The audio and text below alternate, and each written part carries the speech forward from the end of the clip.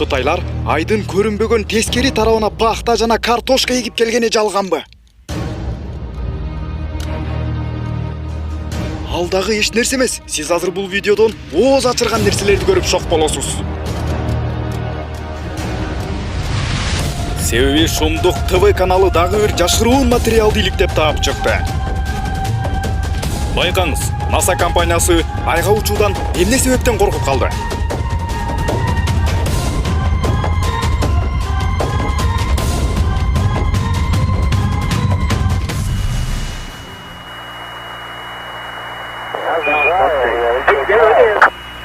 There it is! Son of a gun! Right down the middle of the road! Акыркы жолу учкан космонавттардын кемесинин артынан сая түшүп, куурчап, ээрчип алган бөтөн жандыктар кимдер? Жана аларды эмне себептен жашырууда? Деги эле, окумуштуулардын үрөйүн эмне учурду?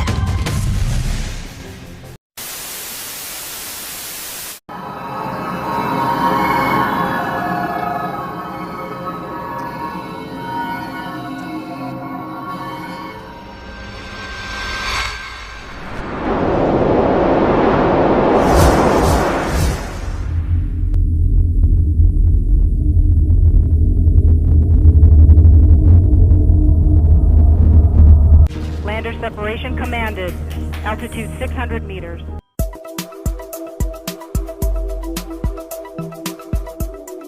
Адамзат азыр өнүккөн заманда эмне үчүн айга учуу жөнүндө кыңк этпестен ооз ачышпай келет.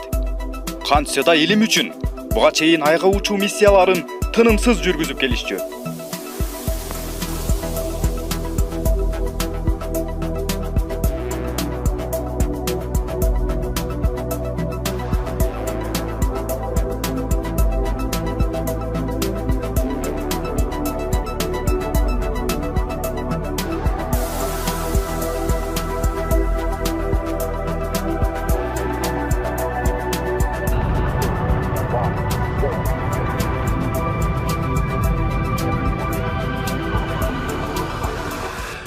Эгер жакшылап маани берип, ой жүгүртүп байкай турган болсок, акыркы жылдары илим жана техника өнүккөнүнө карабастан айга учууну таптакыр эле токтотуп салышкандай.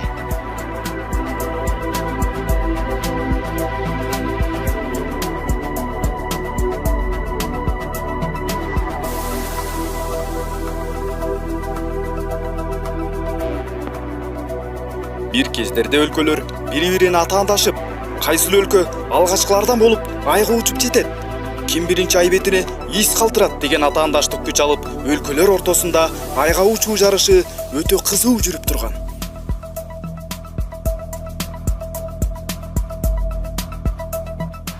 Бул кызуу жарышта алгачкылардан болуп Америка өлкөсү айга жетип, космонавт Нил Армстронг айдын бетине из калтырган.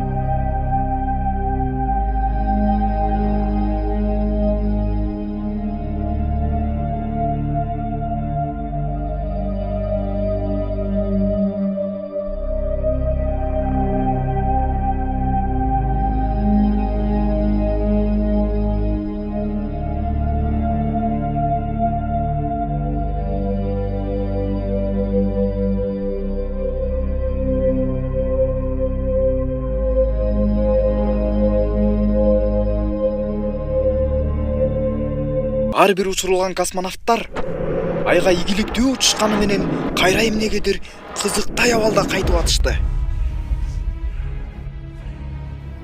Себеби алардын ар бири өз-өзүнчө космостогу күтүлбөгөн таң калыштуу кубулуштарга дуушар болуп атышкан.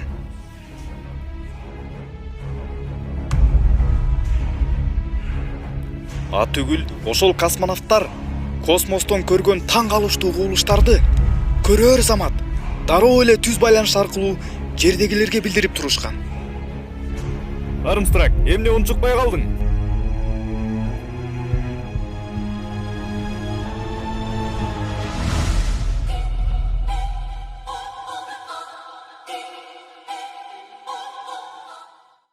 Мен эмнени көрүп турам? Бул өңүмбү же түшүмбү? Бул эмнеси?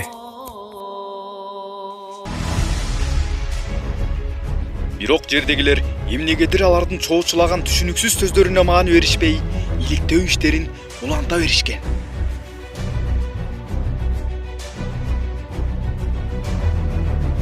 Керек болсалар айдан аман эсен кайтып келишип, космостон эмнени көргөнүн жана кандай кубулуштарга кабылгандарын төкпөй чачпай толук айтыш беришкен күндө дагы бул мээсинен айнып калса керек.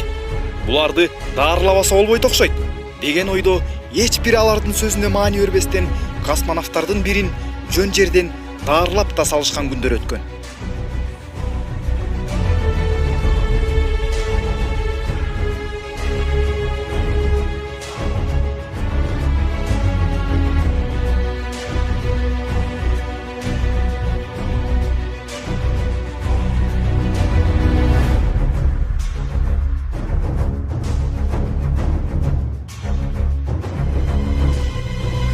Ал эми алардын космосто жүрүп кабылган таң калыштуу кубулуштарды жана айда жүрүп көргөн нерселерди түгүл жаздырып, керек болсо тартып алган материалдардын баарысын жашыруун түрдө сырдуу китепке киргизип таптакыр бекитип салышкан.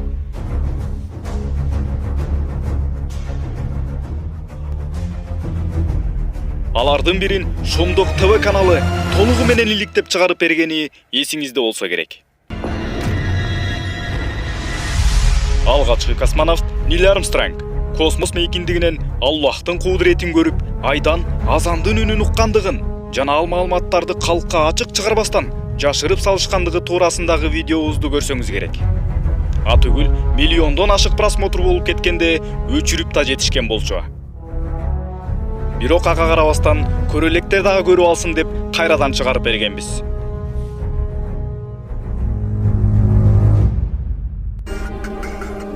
Буга кошумча дагы бир жашыруун маалыматты иликтеп тапкан элек. Космостон жарылып кеткен белгисиз космонавт. Мен ысып чыктым. Эгерде бул чыгарыштарды көрө элек болсоңуз, анда Шомдок ТВ каналыбызды кылдаттык менен карап чыксаңыз, сөзсүз түрдө табасыз.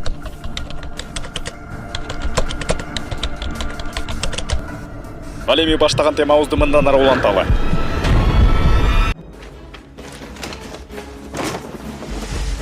Демек бул жашыруулардын сыры эмнеде? Деги эле мунун артында эмне турат деп ойлойсуз? Шамал болбосо чөптүн башы кыймылдабайт дегендей. Ар бир космос кошкан космонавт жакшынакай абалда учуп жөнөшүп, кайра эмнегедир өңдөрү кубарып, табышмактуу кайтып келип атышкандарын, алардын өңүнөн ириңинен эле байкалып турганын дагы көргөн адамдар да болгон.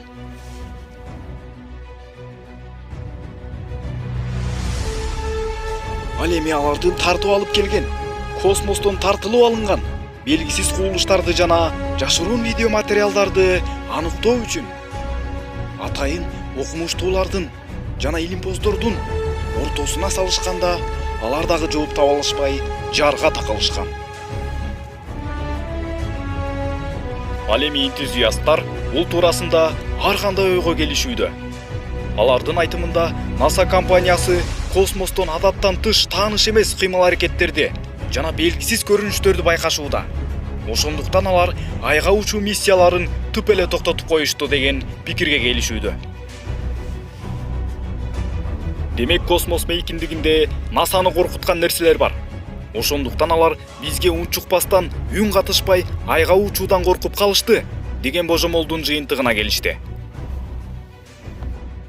Мына дал ушул себептүү космостогу коркунучтуу кубулуштардан чоочулап калган NASA компаниясы жакынкы күндөр эле жашыруун түрдө Apollon X кемесин айга учуруп көрүштү. Бул жашыруун миссия болгондуктан Apollon X деп аташып, совершенно секретно китебине сактап коюшууда.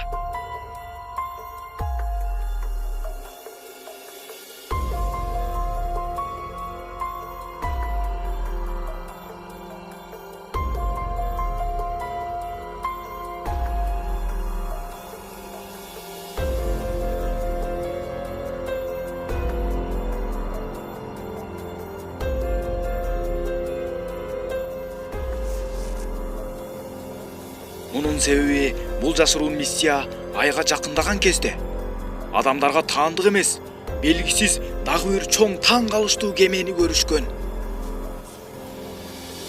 Азыр биз сизге мына дал ушул жашыруун болгон видео материалды көргөзүүгө аракеттенели.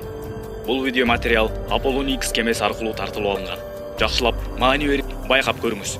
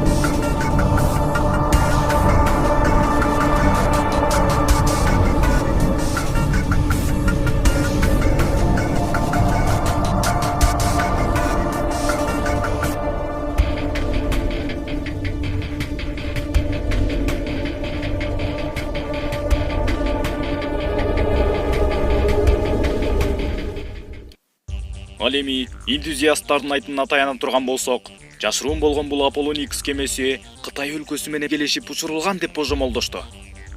Себеби жакын арада эле Кытайдын космостук компаниясы эксперимент жүргүзүү максатында айга барып, айдын бизге көрүнбөгөн тескери тарабына өсүмдүк эгип келишти деген маалыматты официалдуу түрдө жарыялашкан эле.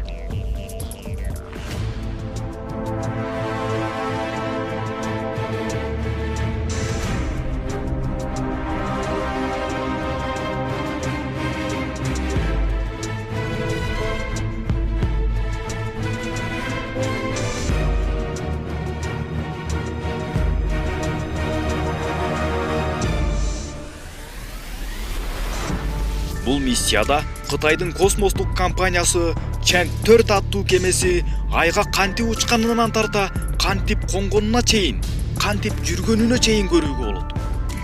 Бирок жакшылап маани берип байкай турган болсок, бул кеме компьютердик графика менен гана даярдалгандай. Себеби Чэнг 4 аттуу аталган бул кеменин көрүнүшү эле жасалма сыяктуу болуп күмөн жаратпастан, анын кыймыл аракети дагы оюнчуктай абалда кыймылдап атканы байкоого болот.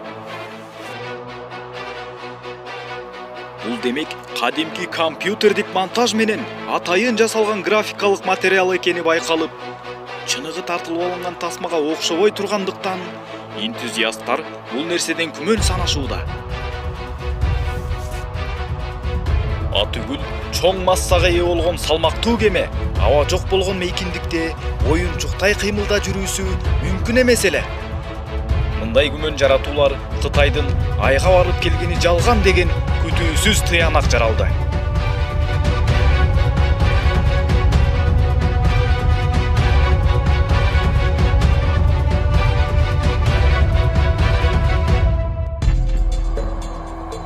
Ушул жерден дагы бир маалыматты кыстыра кетели. Айдын айлануу системасы дагы өтө таң калыштуу. Ал эми ай болсо, кайсыл тарапка айланбасын, жердин кайсыл тарабынан чыкпасын, баары бир бизге берки бетин гана көргөзүп туруп алат. Биз дагы кайсыл тарапка барып карабайлы айдын аркы бетин көрө албайбыз. Аллах Тааланын кудрет күчүн карачы.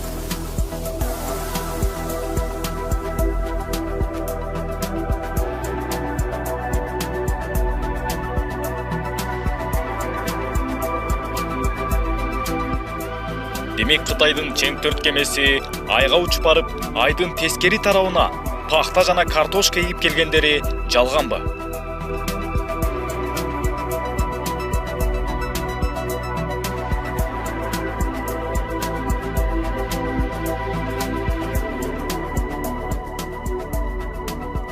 Анда дагы айдын бизге көрүнбөгөн тескери тарабына барып, эгип келишкендери эмнесе?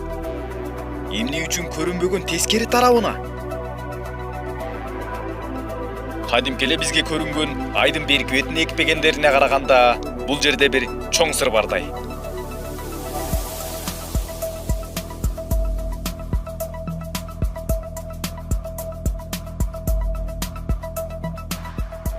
А балким астрономдор космостук телескоптор аркылуу айды иликтеп карап атып, эч нерсе килбегени билинип калбасын деген максатта ушундай кылууга аргасыз болушту.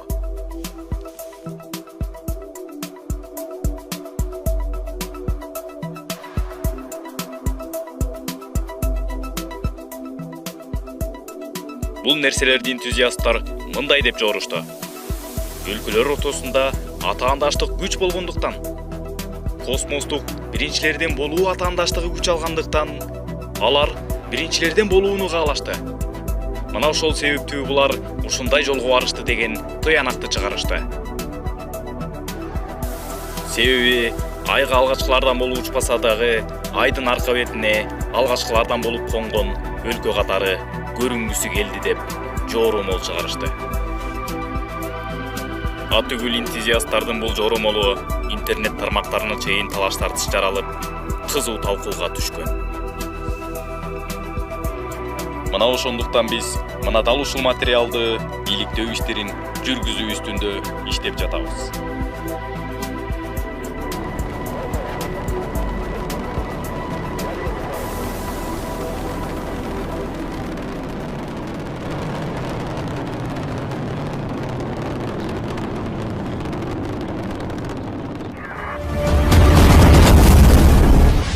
Видеону даярдаган Шындык ТВ каналы. Ал эми бул видеого лайк басып, каналга катталганыңыз үчүн сизге терең ыраазычылык.